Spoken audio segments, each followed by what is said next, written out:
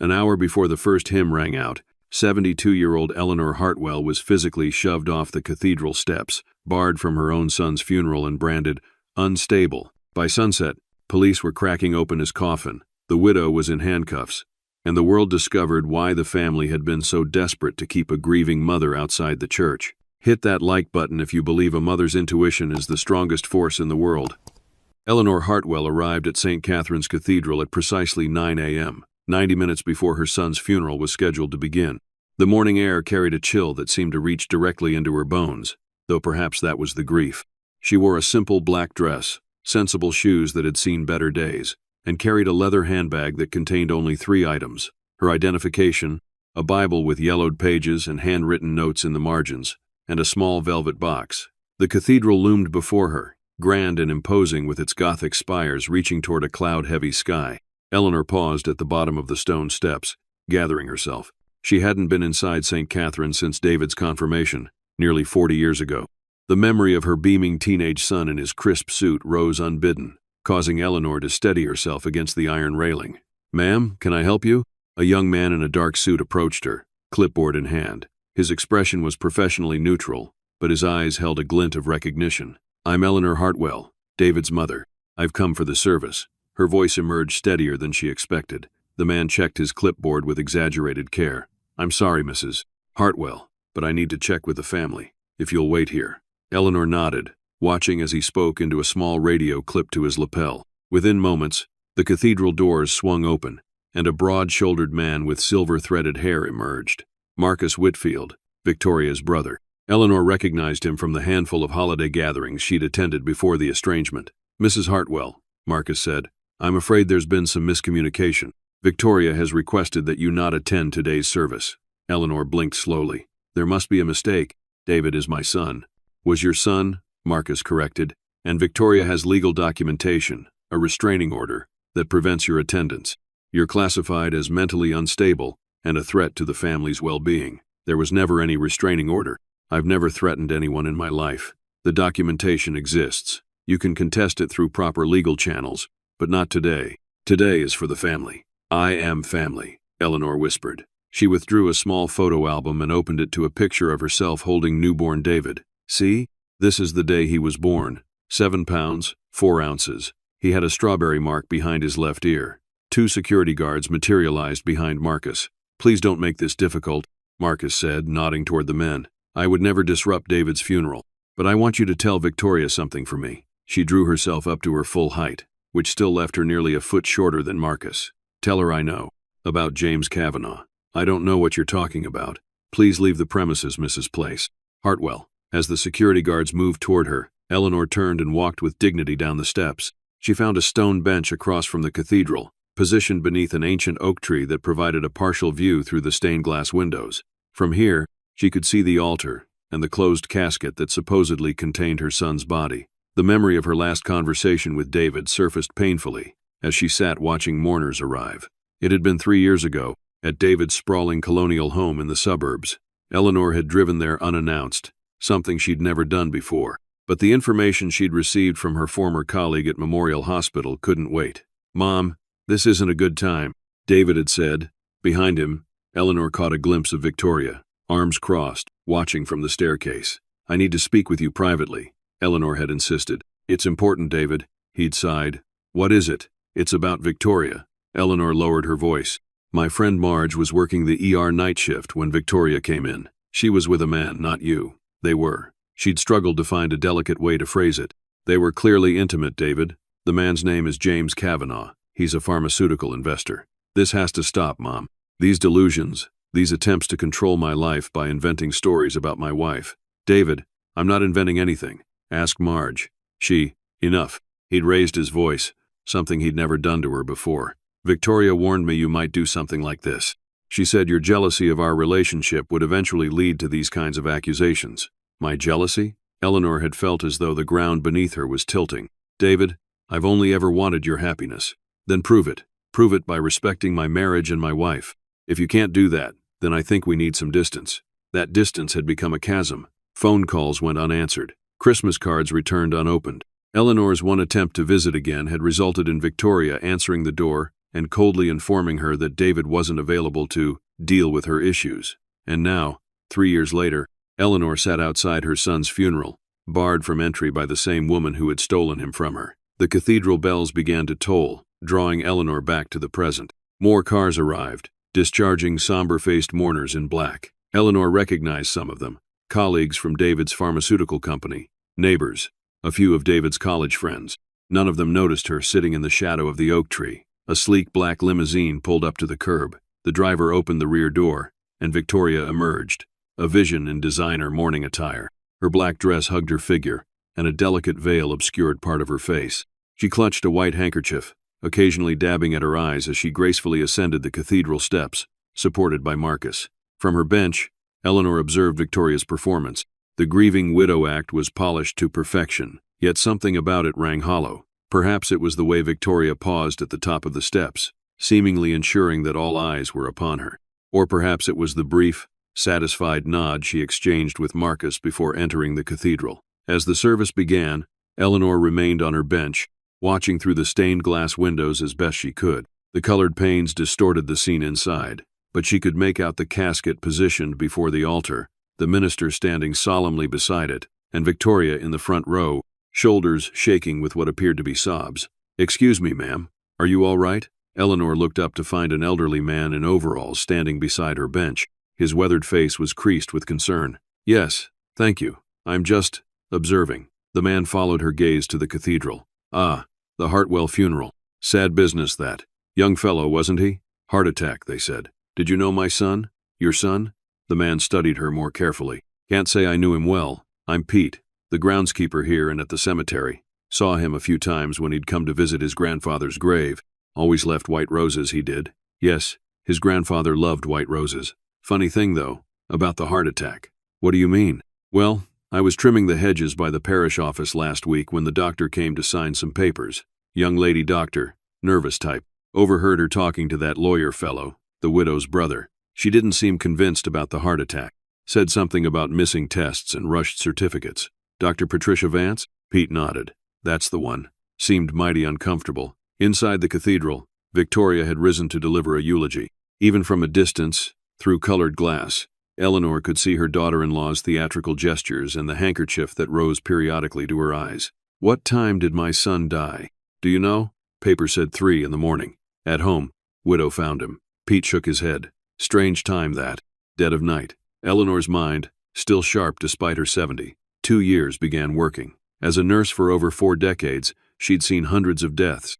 Heart attacks in the early morning weren't uncommon. Blood pressure often spiked before dawn. But something about the precision of that time, 3 a.m., struck her as odd. Most people rounded to the nearest 5 minutes, especially in moments of panic. Her contemplation was interrupted by movement at the cathedral doors. A man exited hastily, phone pressed to his ear. Even from a distance, Eleanor recognized Jake Morrison, David's business partner. "It's done. The company is ours." A pause. "Yes, she's already announced the sale. No one suspects a thing." Another pause. "The documents are ironclad. By this time next week, the merger will be complete, and we'll be 50 million richer." Eleanor's blood ran cold.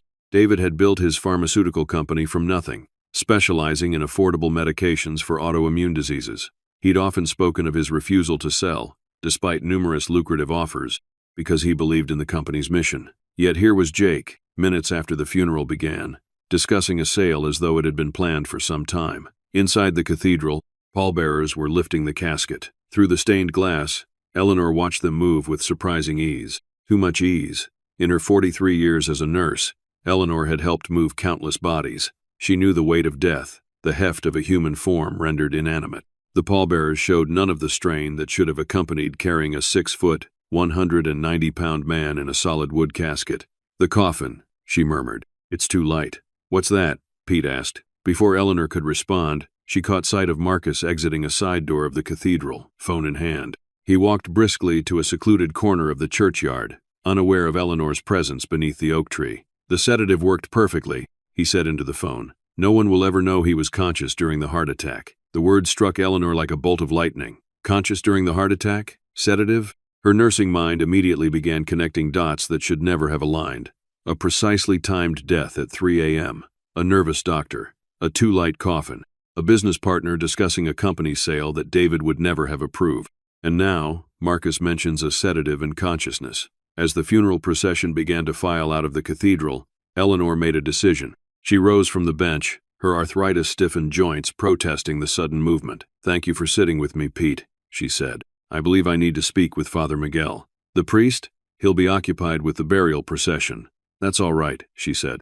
"I'm more interested in what happens after the burial." The cemetery was located behind the cathedral, a peaceful expanse of rolling green dotted with headstones and mausoleums.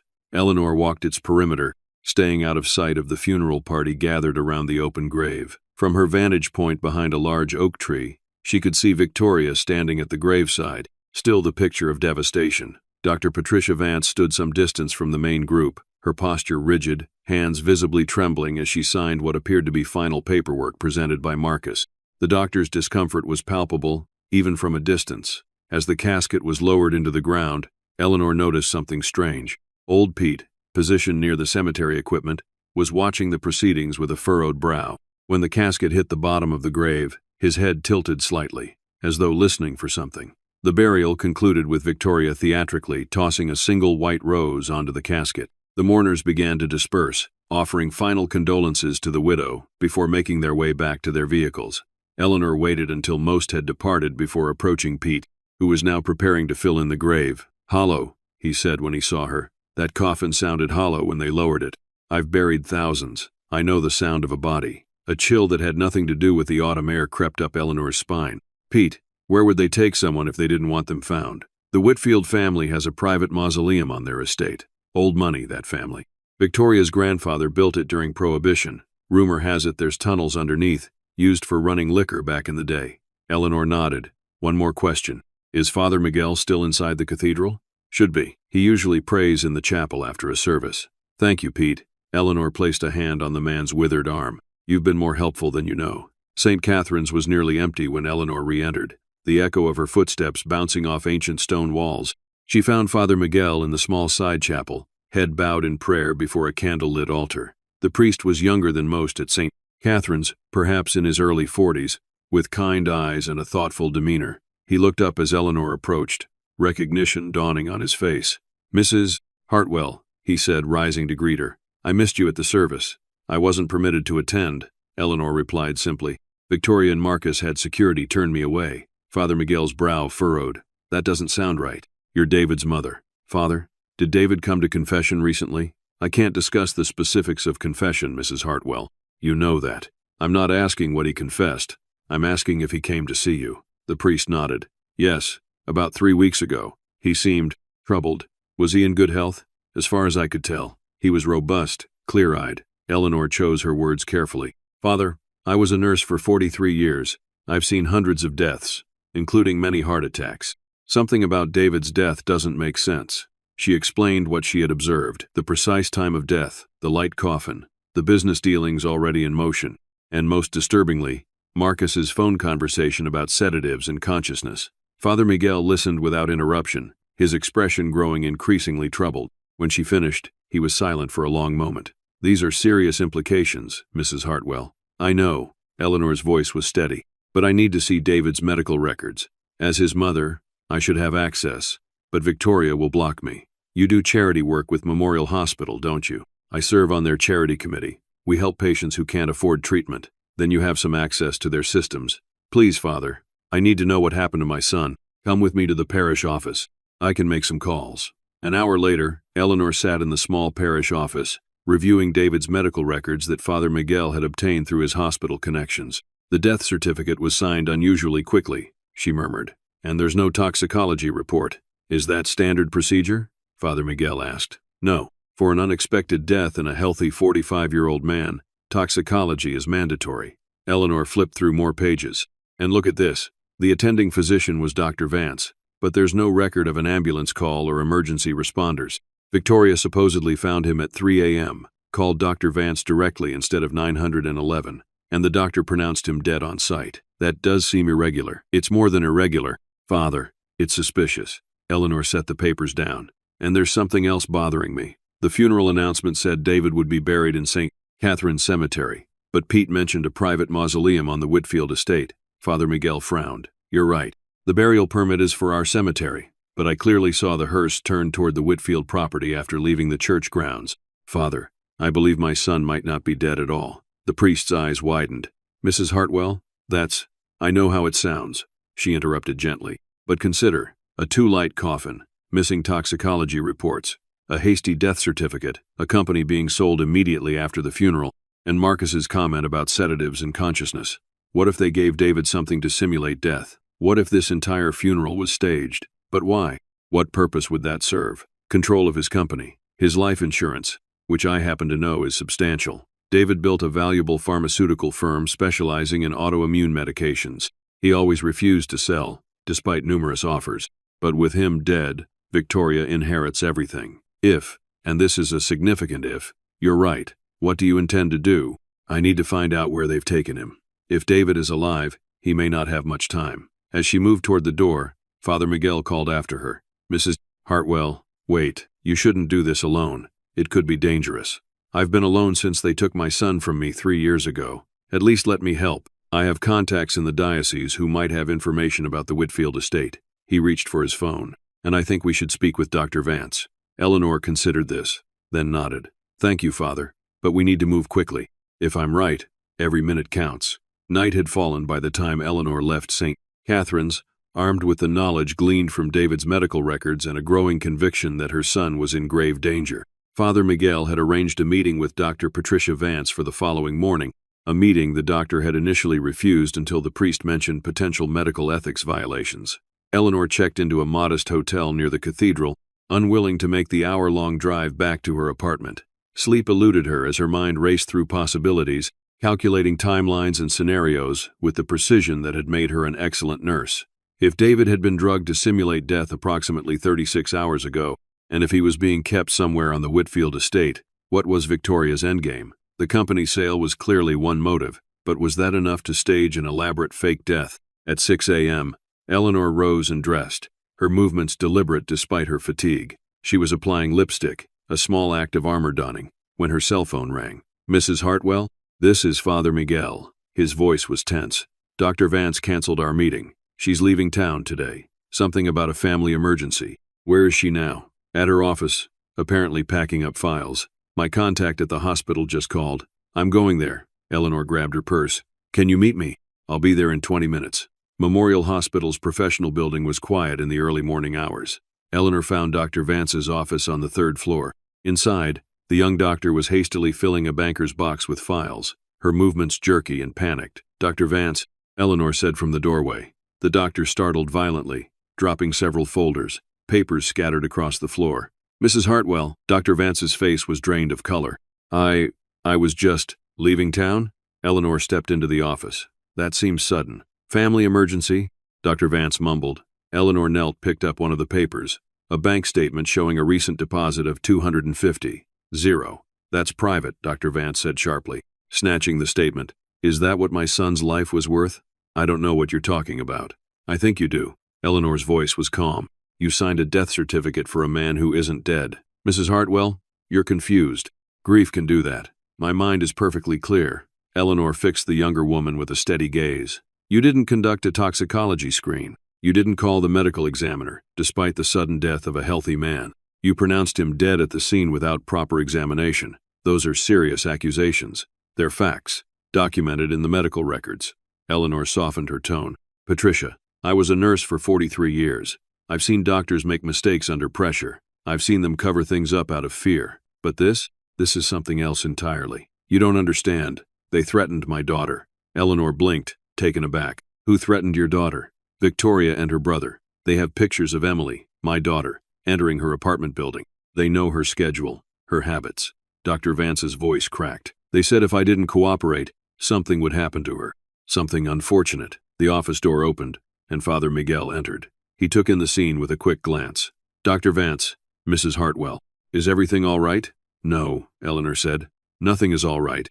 Dr. Vance was just explaining how Victoria and Marcus coerced her into falsifying David's death certificate. Then your suspicions were correct? Dr. Vance buried her face in her hands.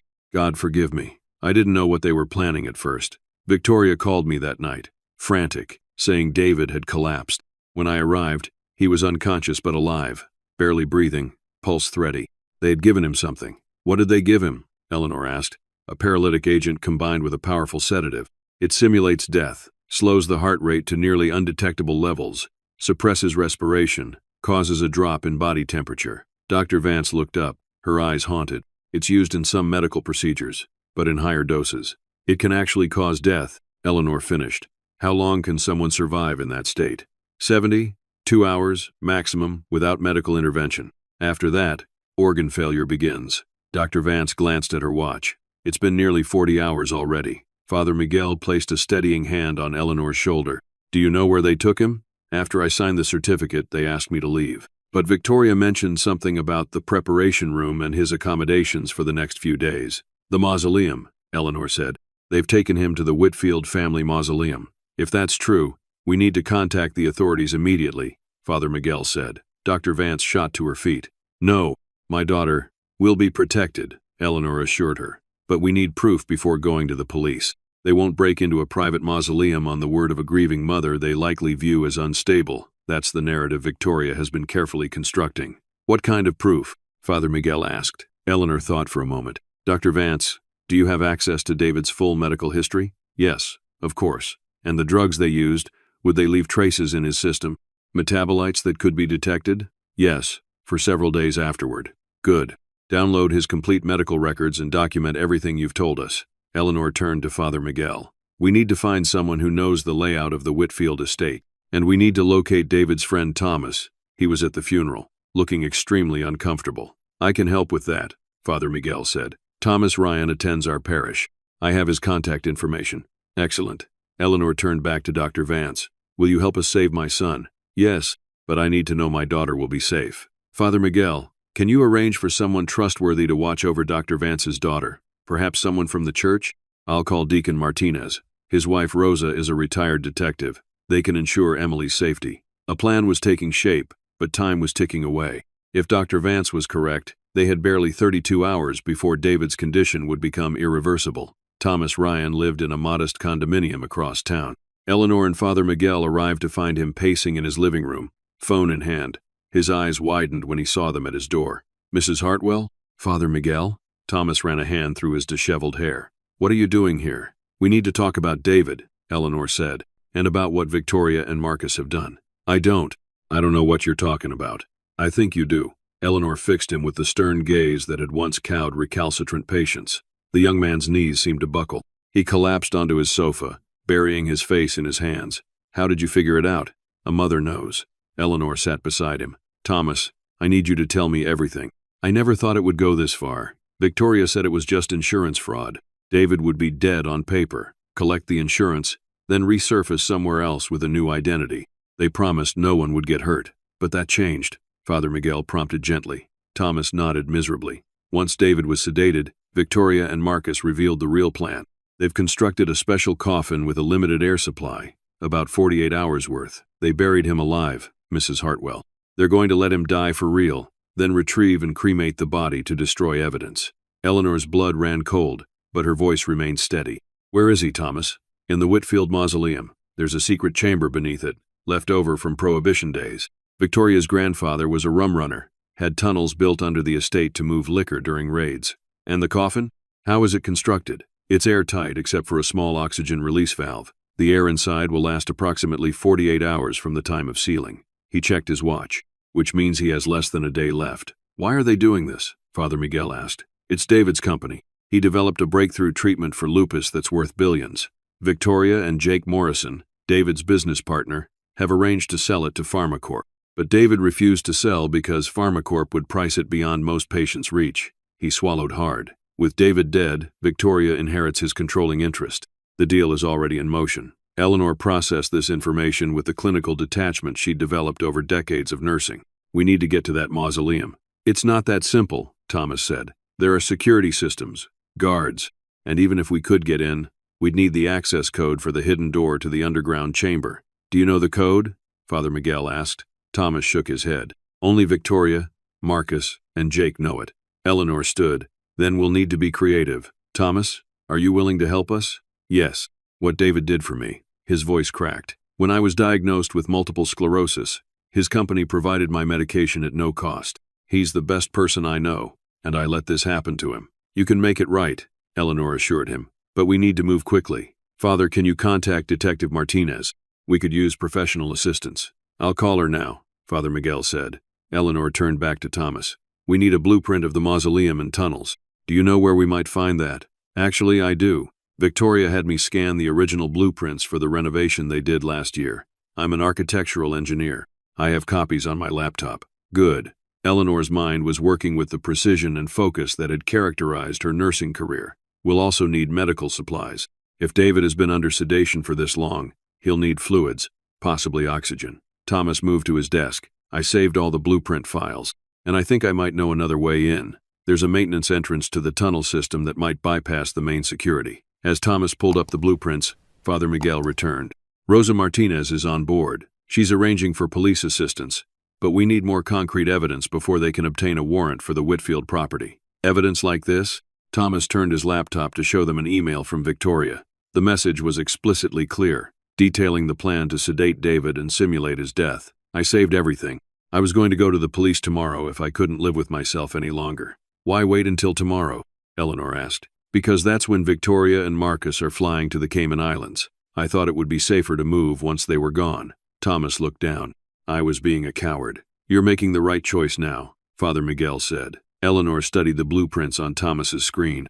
According to this, there's a network of tunnels connecting the mausoleum to the main house and a boathouse on the property's edge. The chamber where David is being held appears to be here, beneath the central chamber of the mausoleum. That's right, Thomas confirmed. The original chamber was used to store illegal alcohol during Prohibition, and now it's being used as a murder chamber, Eleanor said grimly. Thomas, can you print these blueprints? And the emails? As Thomas gathered the evidence, Father Miguel's phone rang. Rosa Martinez is on her way with her husband. She says we need to document everything and build an airtight case before approaching the prosecutor for a warrant. Eleanor checked her watch.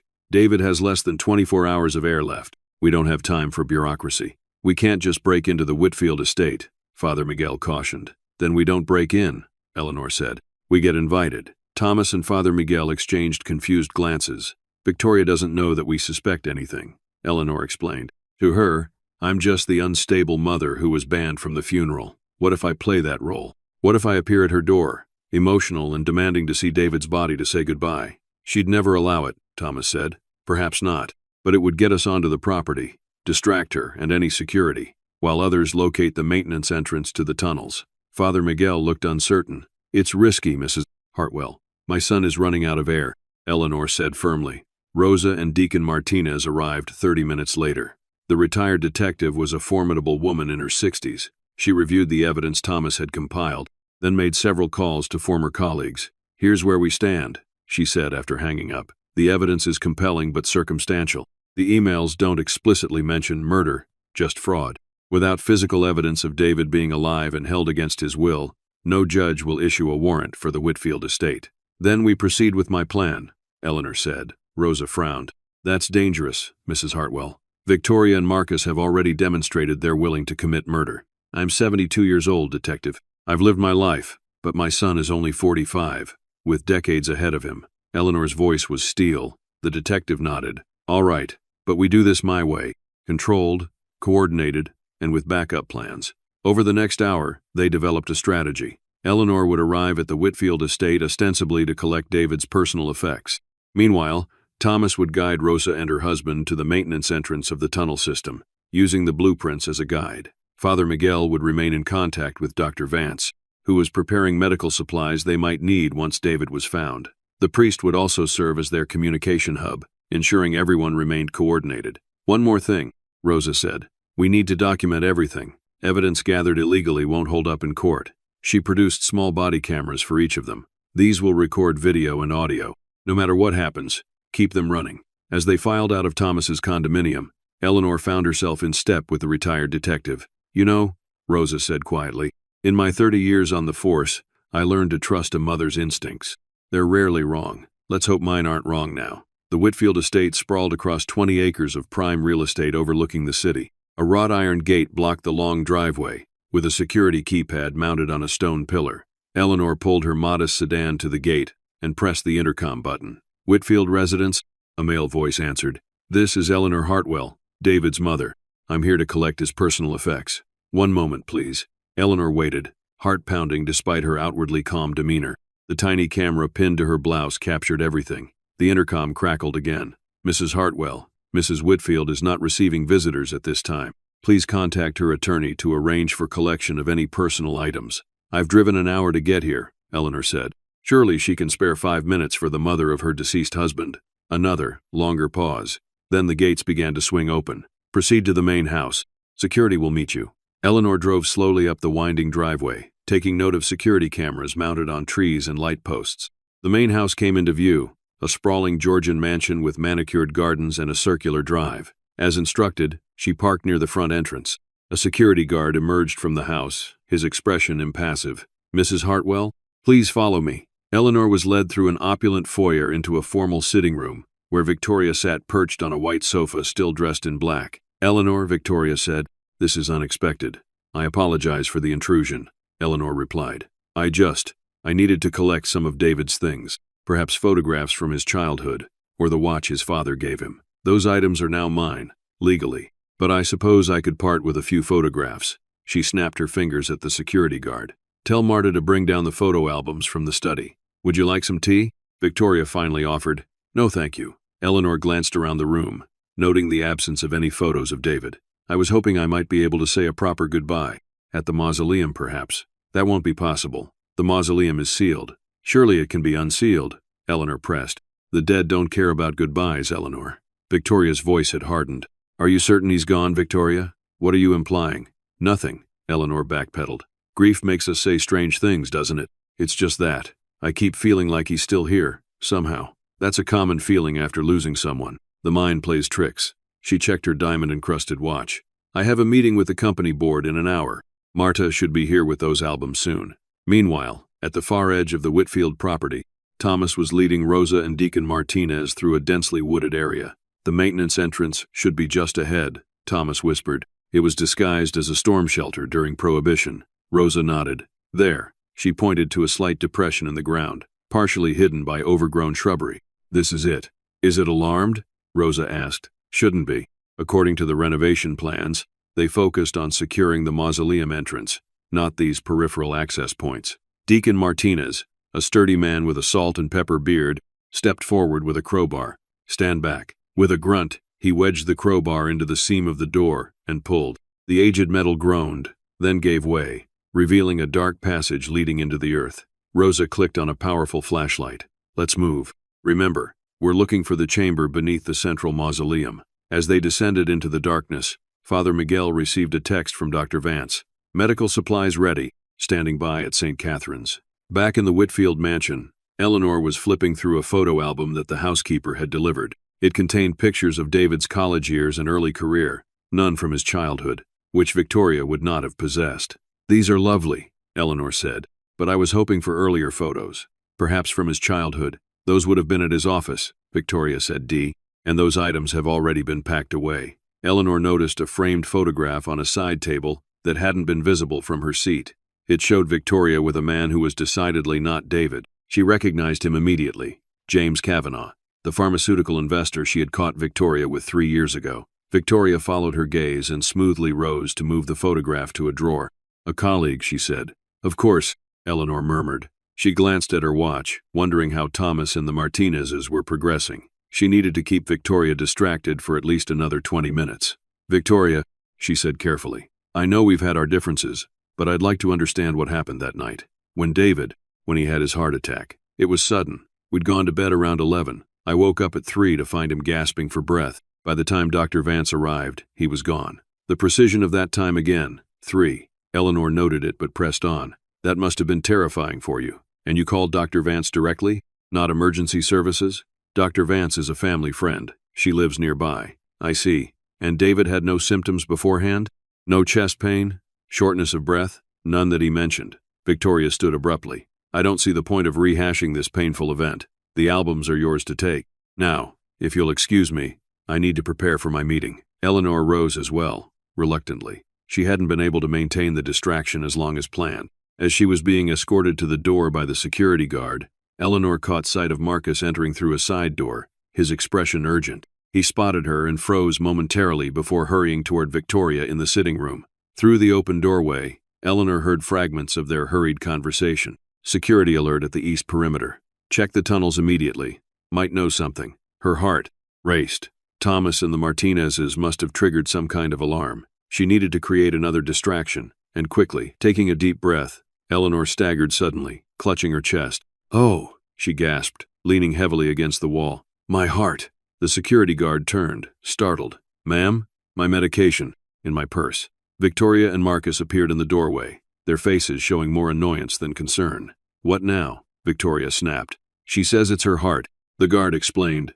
"Oh, for God's sake," Victoria muttered. "Call an ambulance if you must, but get her out of here." Marcus studied Eleanor with suspicious eyes. "This is very convenient timing, Mrs. Hartwell." Eleanor clutched her chest more dramatically. "Water, please." The security guard looked to Victoria, who rolled her eyes and nodded. As he hurried toward the kitchen, Marcus knelt beside Eleanor. "What do you know?" he hissed. "I know about the paralytic agent. I know about the air supply running out. I know everything, Marcus." "That's impossible." "Is it?" "Dr. Vance has a conscience. It seems, and Thomas Ryan has kept quite detailed records." "We have a problem," he said to Victoria, his voice tight. Victoria stepped closer. "What is she talking about?" "She knows," Marcus said. "About David." "That's not possible." "Apparently, your doctor friend and Thomas have been talking." Marcus glanced at his phone, which was buzzing insistently. "And we have a security breach at the east maintenance entrance." Victoria's face hardened. "Lock her in the study. I'll deal with her later." She turned to Marcus. "Secure the mausoleum. Now." Deep beneath the Whitfield estate, Thomas led Rosa and Deacon through narrow tunnels that smelled of damp earth and forgotten secrets. Their flashlight beams cut through darkness that seemed to have physical weight, revealing brick walls glistening with moisture and occasional rusted sconces that once held torches. "According to the blueprints, we should be approaching the area beneath the mausoleum," Thomas whispered. The signal was weak this far underground, but the downloaded plans were still accessible. There should be a junction ahead, with the main tunnel continuing toward the house and a smaller passage leading up to the mausoleum chamber. Rosa moved with a cautious precision. "Any idea what kind of security we're dealing with once we reach the chamber?" "The renovation plans mentioned electronic locks requiring access codes," Thomas replied. "But I don't know if there are cameras or motion sensors." "We'll proceed assuming there are," Rosa decided. "Deacon, you take the rear. Thomas, stay between us." They moved forward until they reached the junction Thomas had described. The main tunnel continued straight ahead, while a narrower passage branched off to the right, leading to a set of steep stone steps. "That's our route," Thomas indicated the steps. "They lead up to a trapdoor that opens into the floor of the mausoleum's lower chamber." Rosa hesitated. "Do you hear that?" A faint electronic beeping echoed down the narrow passage. "Sounds like an alarm," Deacon murmured. "We've been detected," Rosa concluded. "We need to move quickly." They hurried up the stone steps, emerging into a small antechamber with a modern steel door incongruously embedded in one wall. The source of the beeping was a security panel beside the door, its screen flashing red. "Can you bypass it?" Rosa asked Thomas. He examined the panel. "It's a standard SecureTech system. I might be able to." His words were cut short by the sound of a door slamming somewhere above them, followed by footsteps. "Someone's coming," Deacon warned. Rosa made a quick decision. "Hide. We'll take them by surprise." They extinguished their flashlights and pressed themselves against the walls of the antechamber, disappearing into shadows as the footsteps grew louder.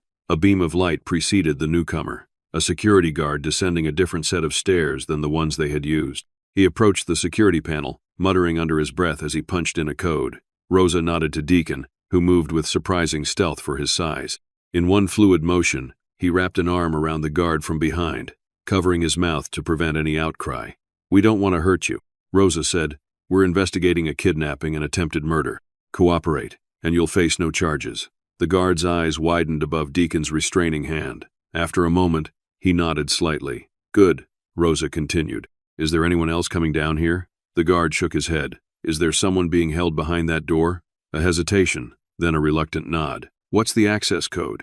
When Deacon cautiously removed his hand, the guard spoke in a whisper. "Look, I just work security. They told me it was a panic room, for the family's protection. I didn't know they were keeping someone prisoner." "The code," Rosa repeated firmly. 847236, the guard supplied. "But listen, if Ms. Whitfield finds out I gave you that—" "She won't," Rosa assured him. "We'll say we forced it out of you. Now, sit down against that wall.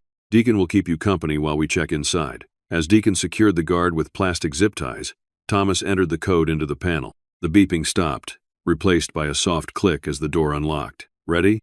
Rosa asked, drawing a small pistol from her jacket pocket, her retired service weapon, which she was still licensed to carry. Thomas nodded nervously. Rosa pushed the door open, revealing a chamber about 15 feet square. The walls were lined with steel panels, and the floor was smooth concrete.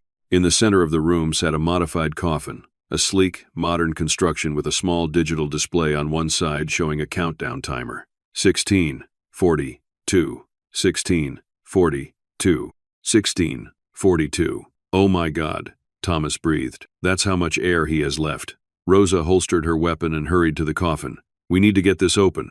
Thomas circled the coffin, examining it with growing horror. It's sealed electronically. There should be a control panel. Here. He located a small touchscreen on the head of the coffin. "It needs another code." The guard spoke up from his position against the wall. "I don't know that one. Only Ms. Whitfield and her brother have it." Rosa pulled out her phone. "No signal down here. Deacon, go back to the entrance and call Father Miguel. Tell him we found David but need Dr. Vance's help to safely open the coffin." As Deacon hurried away, Thomas continued examining the coffin.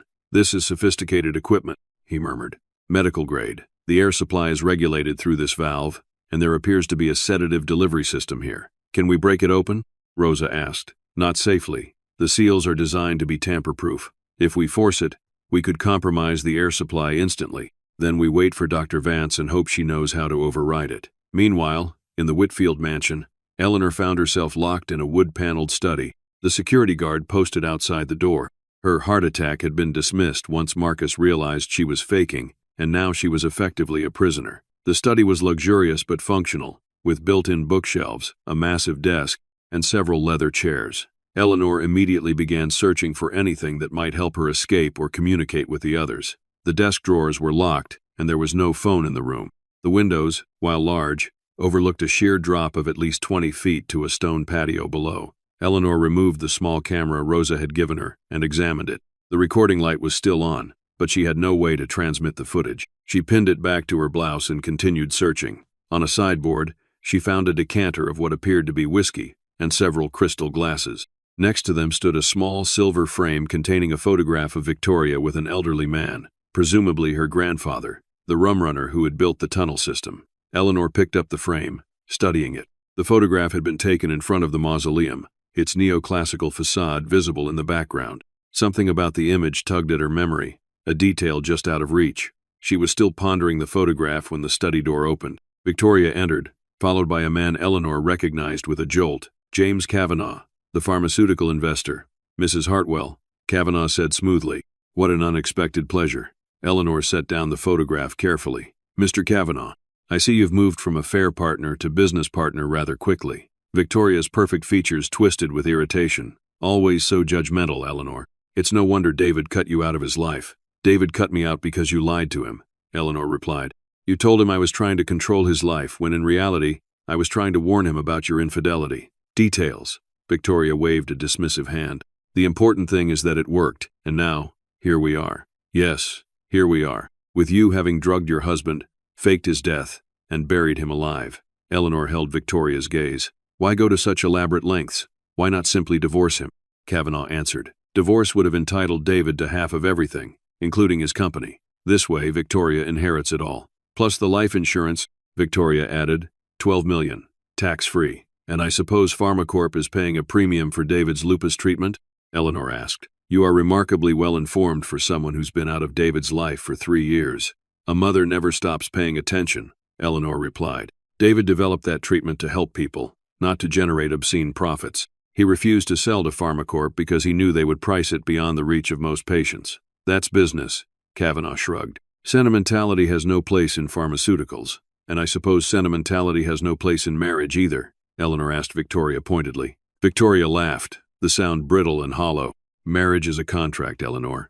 David fulfilled his usefulness. Now it's time to cash out." "You won't get away with this," Eleanor said. "Dr. Vance has already provided evidence of her coercion. Thomas Ryan has turned over emails detailing your plans."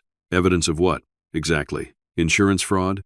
Perhaps. But murder. David's not dead yet, and you have no proof he's being held against his will." "My colleagues are in the tunnels beneath the mausoleum right now," Eleanor said. Marcus is handling that situation, Victoria said dismissively. And even if they do find the panic room, they can't access it without codes that only we possess. You're going to let him suffocate, Eleanor said. Your own husband. Former husband, technically, Victoria corrected. Death does part us after all. You've done this before, haven't you? Eleanor asked suddenly. Your first husband, the one who died so tragically young of a brain aneurysm. You did the same thing to him. You can't prove that. Perhaps not. But I suspect the authorities will be very interested in exhuming his body once they learn about David. Enough talk. James, call Marcus and find out what's happening at the mausoleum. I'll deal with Mother Hartwell. As Kavanaugh stepped out to make the call, Victoria approached Eleanor with measured steps. You know, I almost admire your persistence. It's a pity David didn't inherit your backbone. He inherited my heart, Eleanor replied. Victoria's laugh was genuine this time. She reached into her pocket and withdrew a small syringe. Do you know what this is, Eleanor? Being a nurse, you might recognize it. The same paralytic agent you used on David, I presume. Very good. A fast-acting neuromuscular blocker. It paralyzes the respiratory system within seconds. Victoria tapped the syringe thoughtfully. In your case, given your age, I imagine it will look like a natural heart attack. Grief-stricken mother succumbs after son's funeral. So poetic. If you kill me, you'll never get the access codes for the coffin, Eleanor bluffed.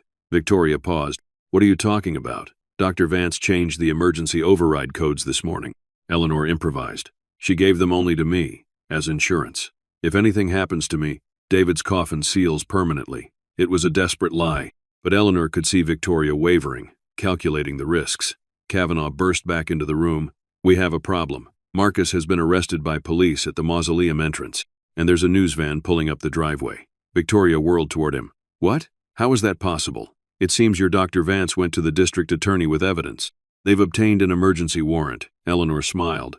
As I said, it's over, Victoria. Victoria's face contorted with fury.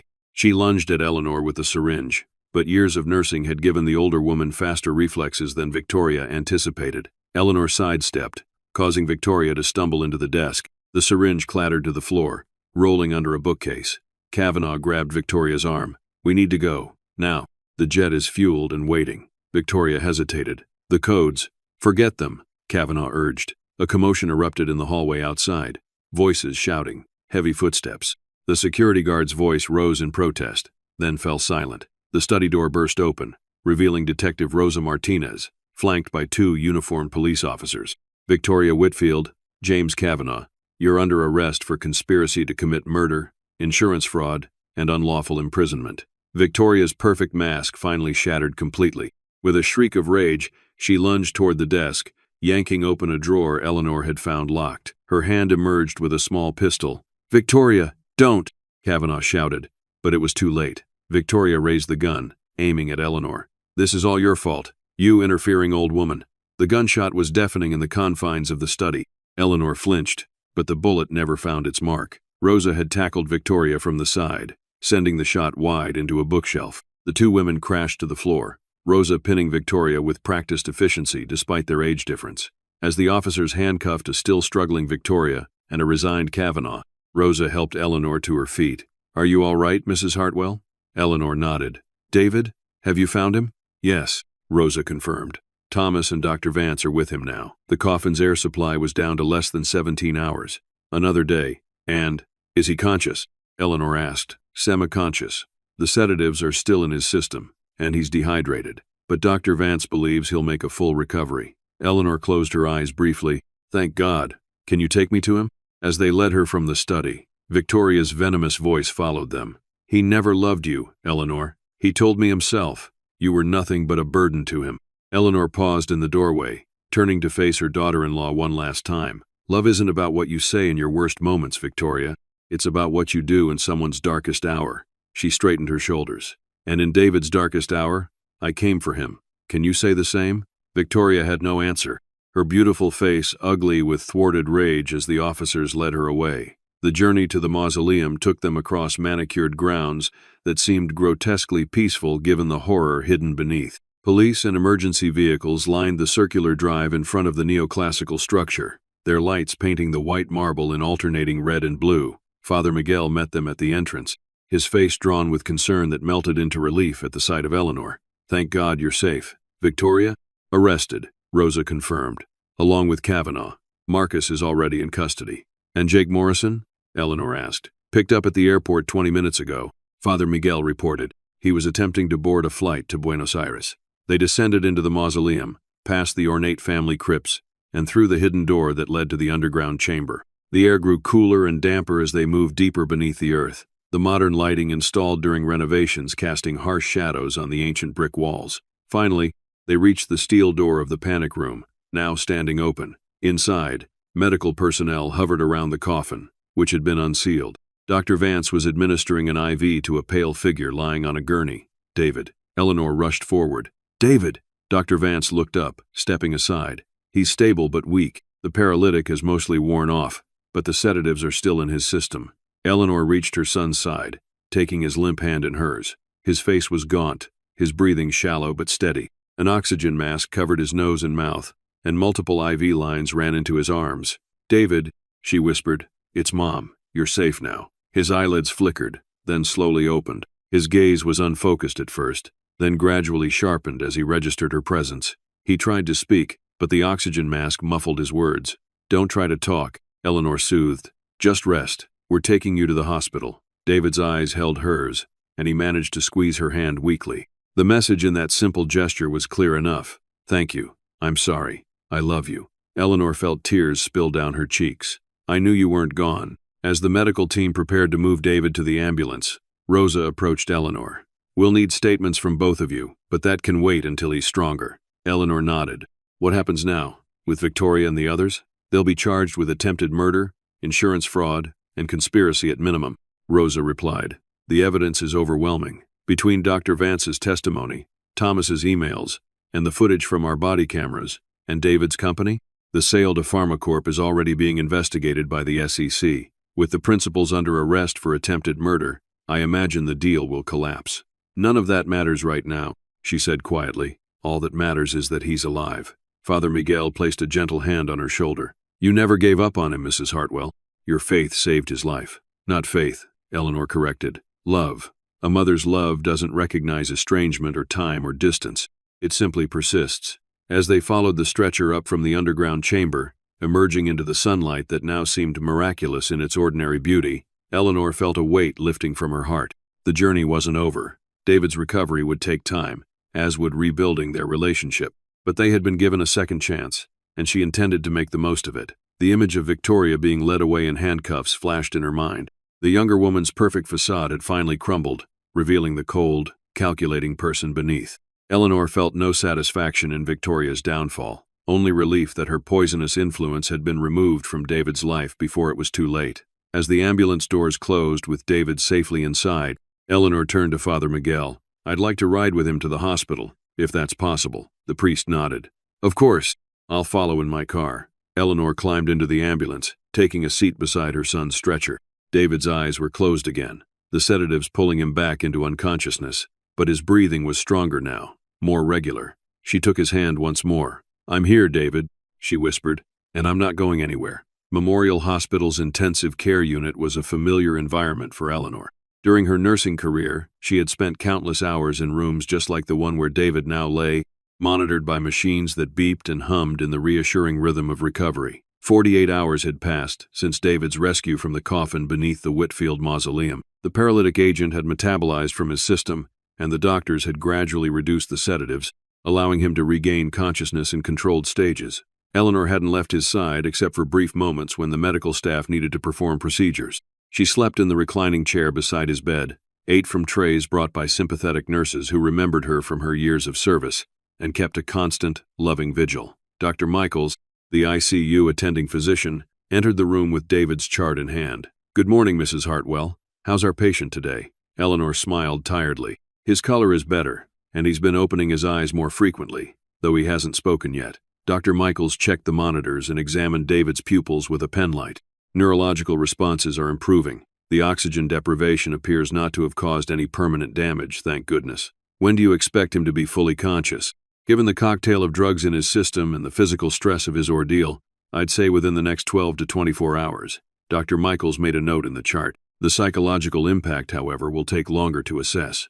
Being buried alive, betrayed by his wife, it's a trauma beyond imagination. We'll have specialists available when he's ready, the doctor assured her. After Dr. Michaels left, Eleanor returned to her post beside David's bed. She had been reading to him from his favorite childhood book, The Call of the Wild, by Jack London. The nurses had suggested familiar voices and stories might help orient him as he emerged from sedation. As she read, she noticed his eyelids fluttering more frequently. She paused, watching as his eyes slowly opened, clearer and more focused than they had been previously. "David," she said softly. His gaze shifted to her face. Recognition dawned, followed by confusion. He tried to speak, but his throat was dry from intubation. Eleanor reached for the cup of ice chips. "Here, these will help. Just let them melt in your mouth." She placed a few chips on his lips, which he accepted gratefully. After a moment, he tried again to speak. "Mom?" His voice was a raspy whisper, barely audible above the machinery. "Yes, sweetheart, I'm here." "What happened?" "You're in the hospital. You've been very ill, but you're recovering now." "Victoria? She can't hurt you anymore. She's in custody." He closed his eyes briefly, processing this information. When he opened them again, they were filled with dawning horror. "The coffin, not a nightmare?" "No, not a nightmare," Eleanor confirmed. "But it's over now. You're safe." "I was awake when they sealed it. Couldn't move, couldn't scream." "I know, sweetheart, but you survived. You're stronger than they knew." "How?" "It's a long story," Eleanor said. "One I'll tell you when you're stronger. For now, just know that a lot of people came together to find you. Father Miguel, Thomas Ryan, Dr. Vance. Even the cemetery groundskeeper noticed something wasn't right." "You found me?" David said with surprising certainty. Eleanor smiled. A mother always finds her child. David's eyes drifted closed again, the brief conversation having exhausted his limited strength, but his hand remained in hers, his grip slightly stronger than before. Dr. Vance visited later that afternoon, her professional demeanor tempered by genuine concern. She checked David's vital signs and adjusted his medication before turning to Eleanor. "The district attorney wants to meet with you tomorrow," she said in a low voice. "They're building the case against Victoria, Marcus, and the others." "I'll be there," Eleanor promised. "But I won't leave David alone. I've arranged for a private nurse, someone I trust completely," Dr. Vance assured her. "And Thomas has asked to visit. He feels responsible, in a way." Eleanor considered this.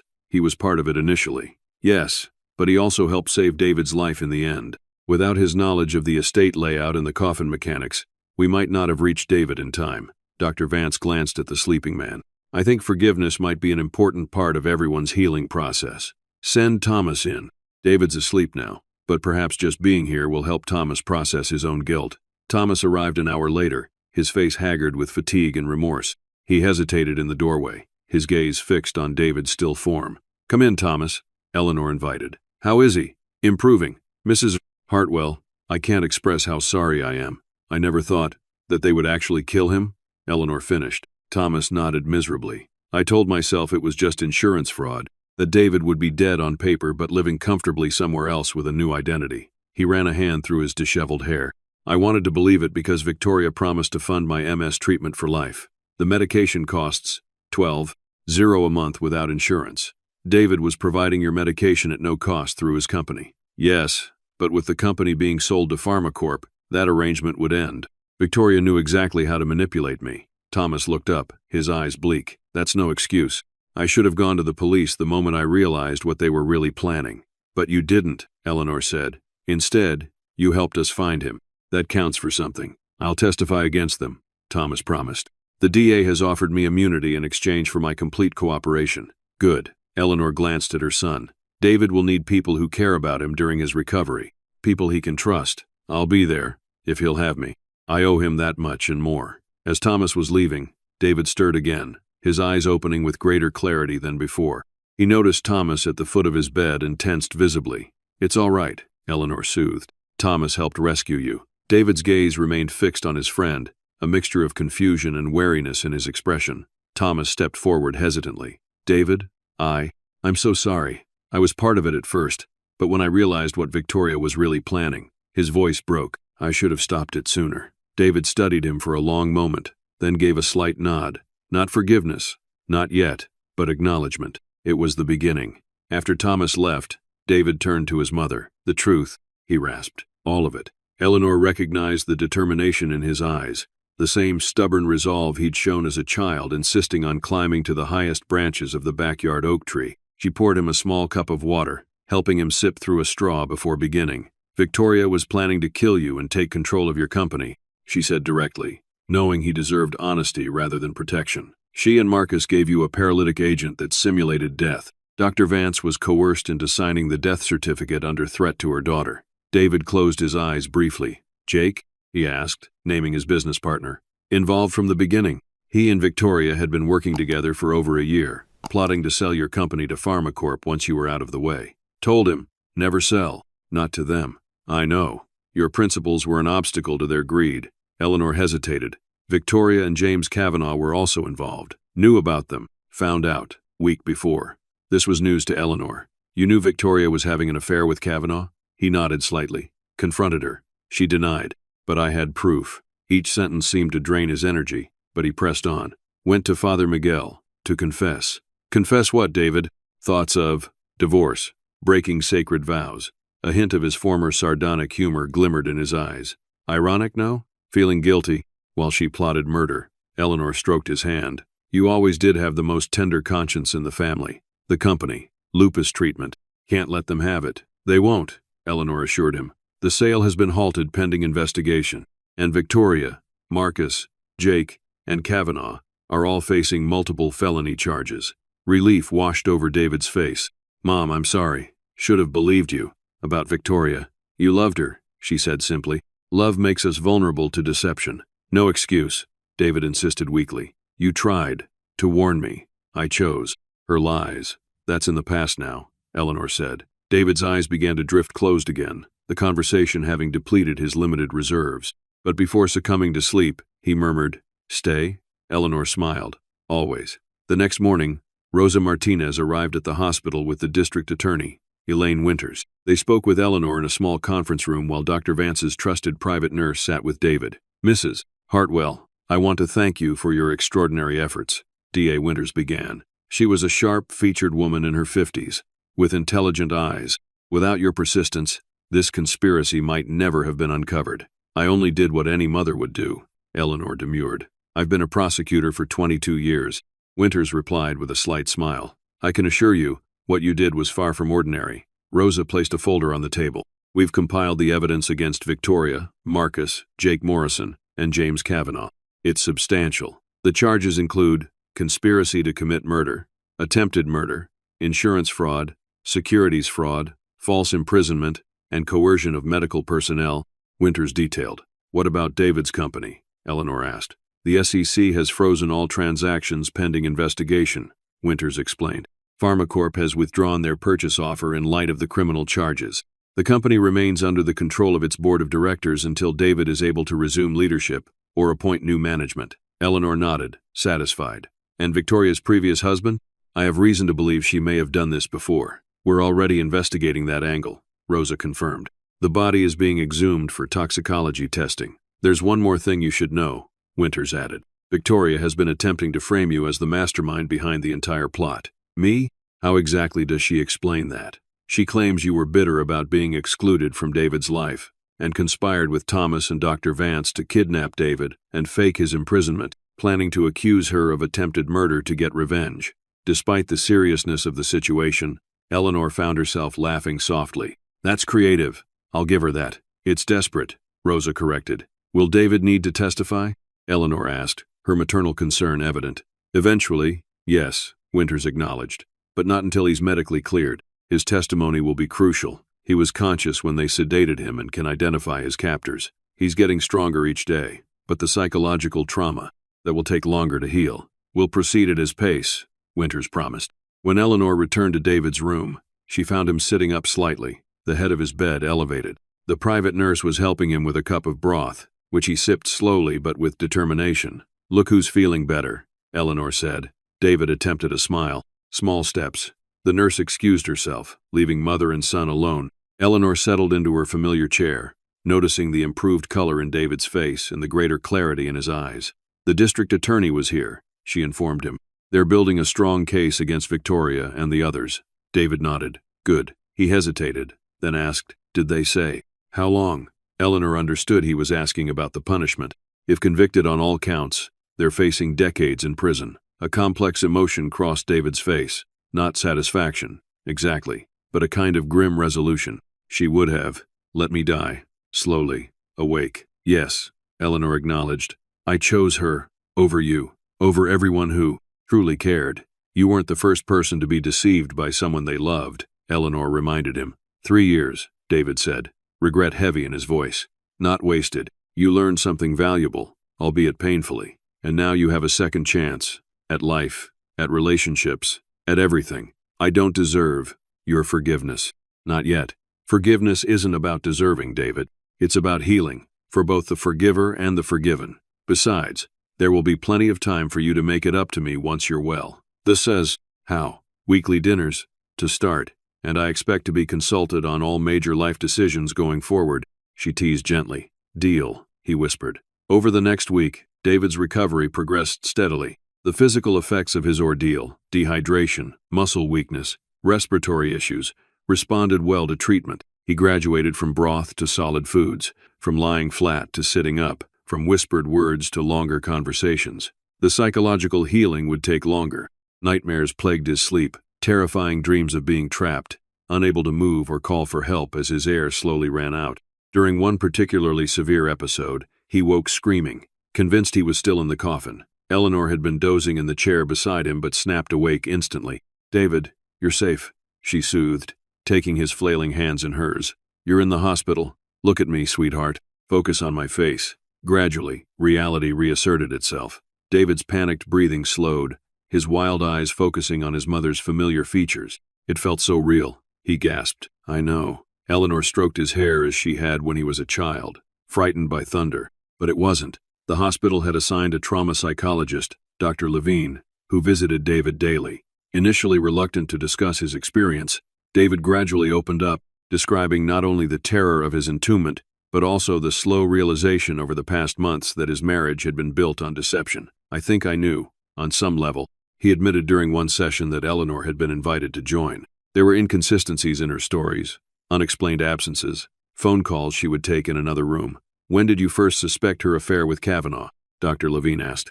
About 6 months ago, but I had concrete proof only recently. Bank statements showing joint purchases, hotel receipts, photographs from a private investigator I hired. David glanced at his mother. I was going to call you the day after they drugged me. I wanted to apologize, to tell you you'd been right all along. You were planning to divorce her? Dr. Levine inquired. David nodded. I had met with an attorney secretly. The papers were being drawn up. A bitter smile twisted his lips. Victoria must have found out somehow. She accelerated her plans. And your company? The psychologist prompted. Was that also a point of contention? Constantly. Victoria wanted me to sell to PharmaCorp. The offer was substantial, over $200 million. But I knew what they would do with the lupus treatment I developed. David's voice strengthened with conviction. They would price it at whatever the market would bear, putting it out of reach for most patients. I developed that drug because my college roommate died of complications from lupus. It was never about profit. Eleanor listened with a mixture of pride and sorrow. Her son's principles had nearly cost him his life, yet they were what made him the man she had raised him to be. After 10 days in the hospital, David was stable enough to be moved to a private rehabilitation facility specializing in trauma recovery. The morning of the transfer, Father Miguel visited, bringing a small potted plant for David's new room. It's called a peace lily, the priest explained. They're remarkably resilient, can survive even when neglected for periods of time. David accepted the plant with a nod of thanks. Appropriate symbolism, Father. How are you feeling about the move? Ready, David replied. Hospitals have too many echoes of the coffin. Eleanor, who had been packing David's few personal items, looked up sharply. It was the first time he had directly referenced the coffin without prompting from Dr. Levine. The rehabilitation center is more like a comfortable hotel, she assured him, with gardens and sunshine. And security, Father Miguel added. Detective Martinez has arranged for a protective detail, just as a precaution. David nodded appreciation. Though Victoria and her co-conspirators remained in custody, their resources were substantial. No one was taking chances with David's safety. As they prepared for the transfer, Dr. Vance appeared in the doorway. She had visited several times during David's recovery, each interaction initially tense but gradually easing as David came to understand the coercion she had faced. I wanted to see you before you left, she said, and to give you this. She handed David a folder. It's a complete report on the drugs they used, their effects, and the expected recovery timeline. I thought it might help to understand the medical aspects of what happened. David accepted the folder. Thank you, Patricia, for everything. I should have found a way to warn you. To stop them. They threatened your daughter, David reminded her. As Dr. Vance left, David turned to his mother. She's carrying too much guilt, as are you, Eleanor observed, for cutting me out of your life. I believed Victoria's lies because they played into my own insecurities, that I wasn't independent enough, that I was too tied to my mother's apron strings. Victoria was skilled at that, Eleanor agreed. And what did she use against you? David asked. Eleanor smiled sadly. The simplest leverage of all, my love for you. She knew I wouldn't force my way into your life if I thought it would cause you pain. So she made sure you believed that was exactly what I was doing. I'm sorry, Mom, so sorry. I know, sweetheart. Eleanor squeezed his hand. But as I keep telling you, we have a second chance now. Let's not waste it on regrets. The ambulance transfer to Lakeside Rehabilitation Center went smoothly. David's new room was spacious and bright, with large windows overlooking gardens that were still vibrant despite the approaching autumn. Eleanor helped him settle in, arranging Father Miguel's peace lily on the windowsill where it would catch the morning sun. There, she said with satisfaction. Already feels less institutional. David was able to sit in a chair now, though the effort tired him quickly. He watched his mother's efficient movements with a contemplative expression. You don't have to stay, you know. I'm in good hands here. Are you trying to get rid of me, David Hartwell? Never. But you've been sleeping in hospital chairs for nearly 2 weeks. You need proper rest. I'm fine. Mom. His voice held a gentle insistence. Go home. Sleep in your own bed. Take a long shower. Come back tomorrow refreshed. Eleanor hesitated, torn between her desire to remain at his side and the recognition that he was right. Promise you'll call if you need anything? Anything at all? I promise. His expression softened. Finally, she relented. All right, but I'll be back first thing in the morning. I'll be here, he assured her with gentle humor. As Eleanor drove to her apartment that evening, the events of the past 2 weeks played through her mind like scenes from a surreal film. From being blocked at the funeral to discovering the conspiracy, from finding David in that horrific coffin to watching him take his first tentative steps toward recovery, it was almost too much to process. Her apartment felt strange after so much time away, slightly musty, eerily quiet, untouched by the drama that had consumed her life. She moved through the familiar rooms, opening windows to let in fresh air, sorting through accumulated mail, restoring normalcy one small action at a time. In her bedroom, she found the velvet box containing David's baby teeth still in her handbag where she had placed it the morning of the funeral. Such a small thing to have carried, yet it had been her talisman, her connection to the son she feared she had lost forever. She set the box on her nightstand and prepared for bed, the luxury of a hot shower and clean sheets, almost overwhelming after nights spent in hospital chairs.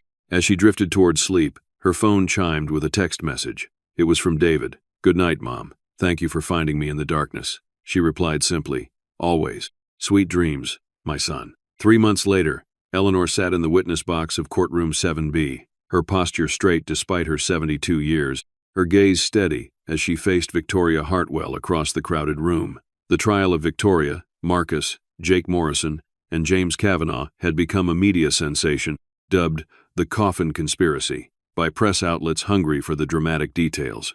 Every day, the courtroom was packed with journalists, legal observers, and morbidly curious members of the public. Victoria, still beautiful despite 3 months in county detention, maintained her facade of injured innocence. She sat beside her high-priced defense attorney in a modest navy suit, her hair pulled back in a simple style, jewelry limited to small pearl earrings, a carefully constructed image of respectability. Mrs. Hartwell, the prosecutor, Elaine Winters, began.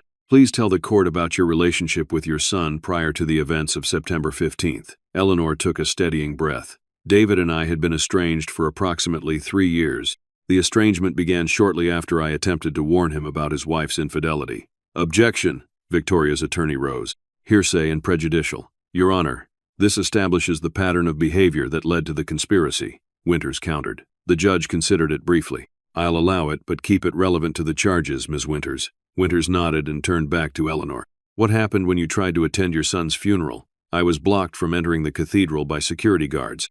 Marcus Whitfield informed me that Victoria had requested I be kept out, claiming there was a restraining order against me. Eleanor's voice remained steady. There was never any such order. And what did you observe that day that aroused your suspicions? Eleanor recounted the details.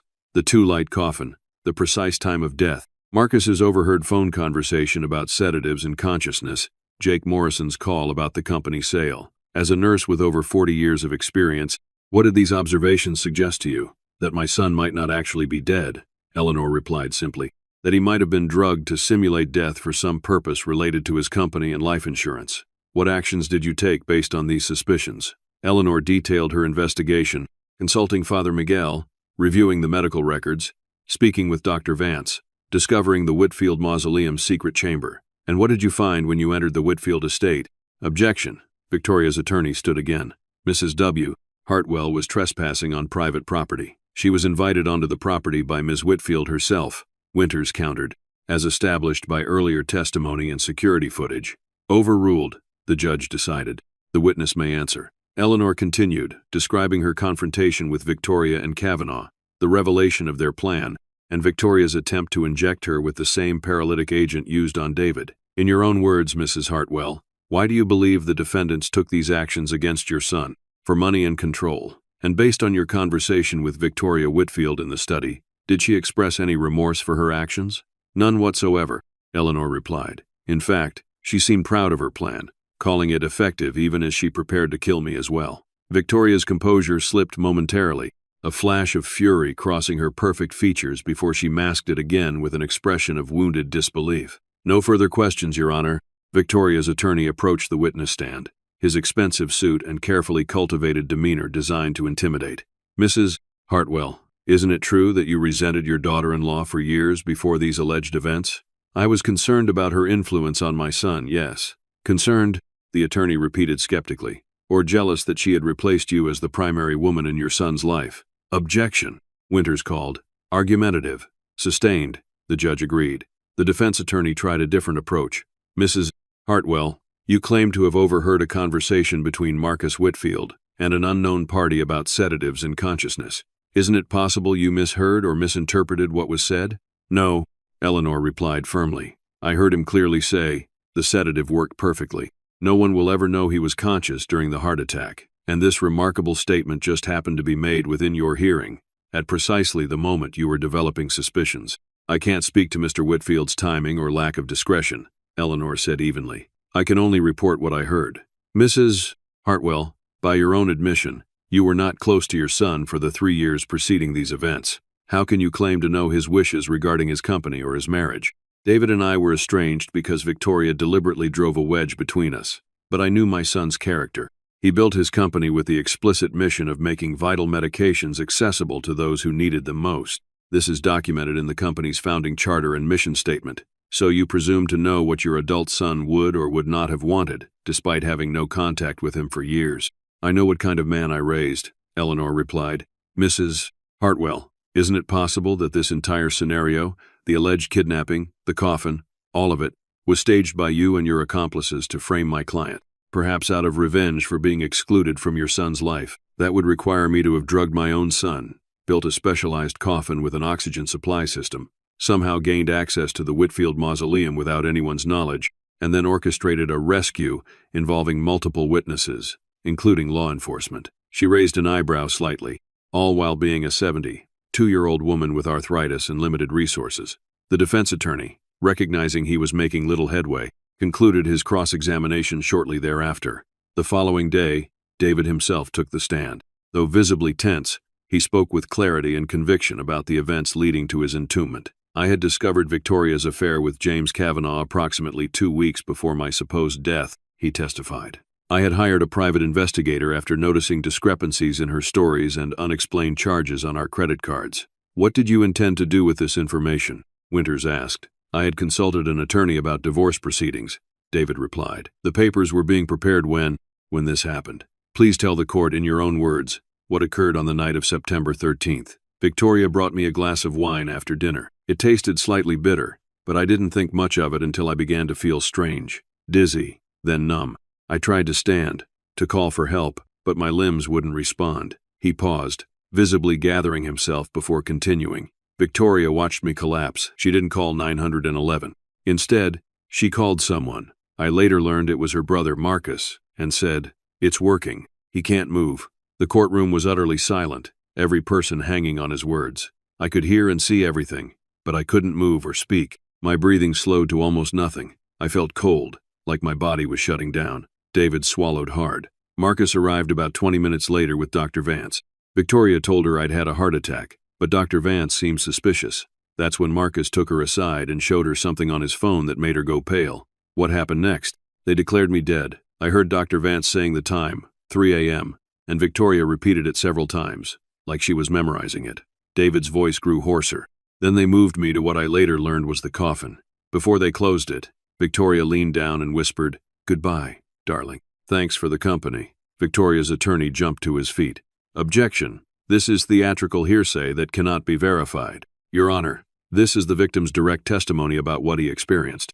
Winters countered. "Overruled," the judge decided. "The witness may continue." David described the horror of being sealed in the coffin, aware but unable to move or call for help, not knowing if anyone would discover the truth before his air ran out. "The worst part," he concluded, "was knowing that my wife, someone I had loved and trusted, had done this to me deliberately, that she had planned my slow, conscious death for money." During cross-examination, Victoria's attorney attempted to suggest that David had been hallucinating due to the drugs in his system, that he couldn't be certain of what he'd heard or seen. "Mr. Hartwell, isn't it possible that in your compromised state, you misinterpreted innocent actions and statements? The paralytic agent affects motor function, not cognition. My mind was clear. I knew exactly what was happening to me and who was responsible." The defense's strategy became increasingly desperate as the trial progressed.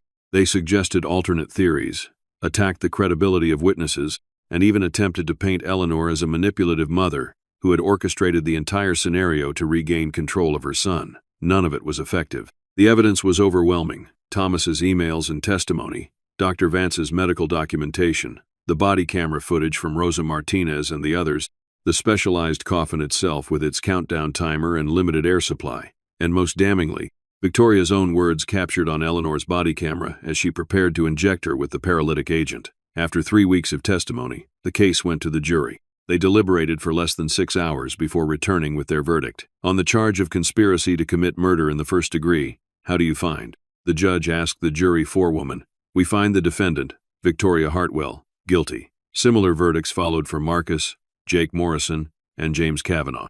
Additional guilty verdicts were returned for insurance fraud, securities fraud, false imprisonment, and witness intimidation. As the courtroom erupted in murmurs and exclamations, Victoria's composure finally shattered completely. She turned toward Eleanor and David, her beautiful face contorted with hatred. "He never loved you," she shrieked as court officers moved to restrain her. "You ruined everything. Everything." Eleanor met her gaze calmly. "No, Victoria, you did that yourself." The sentencing hearing was held 2 weeks later. Victoria received life imprisonment without possibility of parole for 50 years. Marcus, Morrison, and Kavanaugh received sentences ranging from 30 to 45 years. As they left the courthouse after the sentencing, David placed a protective arm around his mother's shoulders. "It's over," he said quietly. "Finally over." Eleanor nodded, feeling a weight lift from her heart. Justice doesn't erase the trauma, but it helps with healing. "Speaking of healing," David said as they walked toward the parking lot, "I've been thinking about the company." "Oh?" "I'm restructuring it as a non-profit. The lupus treatment will be priced at cost, plus a small margin to fund research into other autoimmune diseases." A determined light entered his eyes. "What Victoria and the others tried to steal will instead become a legacy that helps thousands." "That sounds exactly like something my son would do." 6 months after the trial concluded, Eleanor stood in the kitchen of a small coastal cottage, preparing tea while listening to the sound of waves breaking on the shore beyond the dunes. The cottage belonged to David, purchased after he sold his former home, unable to live in the space he had shared with Victoria. David entered through the back door, windblown from his morning walk on the beach. At his side trotted a golden retriever named Chance, a rescue dog he had adopted shortly after moving to the coast. "Good walk?" Eleanor asked. "The best," David replied. Chance made a friend, a border collie about half his size who ran circles around him. Eleanor smiled, noting how much stronger her son looked these days. The physical trauma had healed completely, and while occasional nightmares still disturbed his sleep, they were becoming less frequent. They carried their tea to the sunroom overlooking the ocean, settling into comfortable chairs. Chance flopped at David's feet with a contented sigh. "I received a letter from Thomas yesterday," David mentioned. "The clinical trial for the new MS treatment is showing promising results." "That's wonderful news," Eleanor replied. David nodded. "He's been invaluable at the foundation. His engineering background combined with his personal experience as a patient gives him a unique perspective." After the trial, David had offered Thomas a position at the newly formed Hartwell Foundation for Autoimmune Research. It had been both an act of forgiveness and a practical decision. Thomas's skills and knowledge were assets worth retaining. And Dr. Vance? Eleanor inquired. She's accepted the position heading our clinical research department, David confirmed. Her daughter Emily is finishing medical school this spring. Apparently, she's interested in rheumatology. Life has a way of creating meaningful connections, doesn't it? Even through difficult circumstances. Speaking of connections, David said, I have something for you. He handed her a small velvet box, not the one containing his baby teeth, but similar in size and appearance. Eleanor opened it to find a delicate silver pendant in the shape of a compass rose. It's beautiful, she murmured. I had it made specially, David explained. The compass rose symbolizes finding one's way home, finding true north. His voice grew softer. You were my true north, Mom. Even when I was lost, you never wavered. Thank you, David. I'll treasure it always. He helped her fasten the necklace, then settled back in his chair. They sat in comfortable silence for a while, watching sunlight dance on the waves.